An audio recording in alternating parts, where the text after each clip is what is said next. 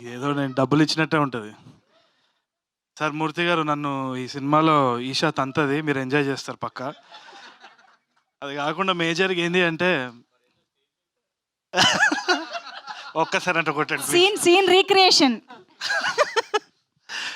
Okay, but జెన్యున్గా నాకు ఇది ఒక ప్యాషనెట్ ప్రాజెక్ట్ అనమాట.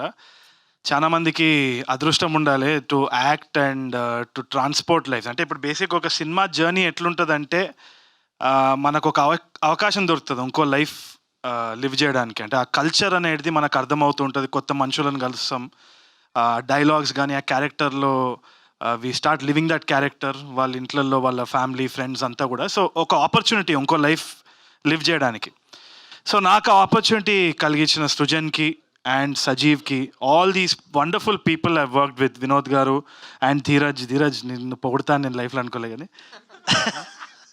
నందు, బ్రహ్మాజీ సార్ వస్తే ఆ వైబ్ వేరే ఉంటుంది. అండ్ తప్పకుండా బ్రహ్మాజీ సార్ అన్నారు కదా పేరు వస్తుంది ఈషాకి తరుణ్ కానీ, యాక్చువల్లీ ఫస్ట్ బ్రహ్మాజీ గారే టాప్. ఆయన వచ్చినప్పుడు అందరు విజిల్ కొడతారు. That's the way his character is అనమాట. చాలా బాగా చేసినారు అందరు కూడా.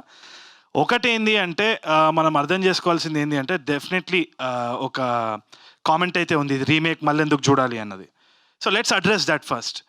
రీమేక్ అన్నది అది ఆ టాపిక్ నేను మళ్ళీ వస్తా కానీ, ఇప్పుడు గోదారి యాస అన్నది అండ్ ఇంకోటి ఆ కల్చర్ ఏదైతే ఉందో రాజమండ్రిలో పోయి when we shot mid summer, ఆ ఫుడ్ కానీ అక్కడ ఉన్న జనాలు కానీ అక్కడ ఉన్న వాతావరణం వాళ్ళు మాట్లాడే తీరు ఏదైతే ఉన్నదో దాన్ని యాజ్ ఇట్ ఈస్ ఒక సినిమాటిక్ ఎక్స్పీరియన్స్ ఇవ్వడం అంటే ఇది ఈ సినిమానే రీసెంట్ టైమ్స్లో, నేను గ్యారంటీ చెప్తున్నాను. అండ్ అది మనము ట్రాన్స్పోర్ట్ చేస్తున్నాము చాలామందికి.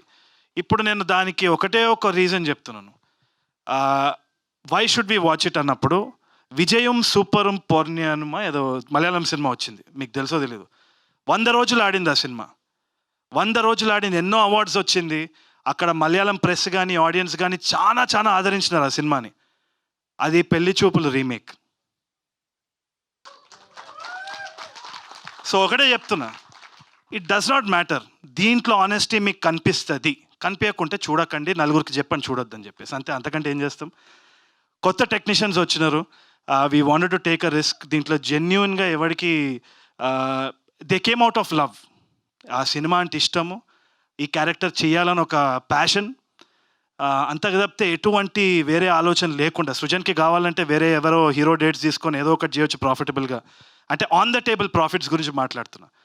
కానీ ఇంత రిస్క్ చేయడంలో ఎందుకు ఏముంది అంటే అది సినిమా చూసిన తర్వాత మీకు తప్పకుండా తెలుస్తుంది అనేసి నేను అనుకుంటున్నా. It's full of heart. So తప్పు జరిగే సమస్య లేదని నేను అనుకుంటున్నా. Apart from that I'd like to thank everyone. మళ్ళీ ట్రైలర్ లాంచ్ అప్పుడు మాట్లాడుకుందాం. Thank you. సూపర్ అండి, thank you so much. And వేదిక ఏదైనా ఈఎన్ని ఫ్యాన్స్ సాటిస్ఫై అయ్యి ఓం శాంతి అనుకోవాలి అని అంటే మీరు అప్డేట్ ఇవ్వాల్సిందే, వాళ్ళని శాంతింపజేయాల్సిందే. చేస్తున్నాము, తీస్తున్నాము. మీరు ఫస్ట్ డే కానీ రాకపోతే అప్పుడు ఒక్కొక్కడికి ఉంటుంది చెప్తున్నా, చూద్దాం అప్పుడు.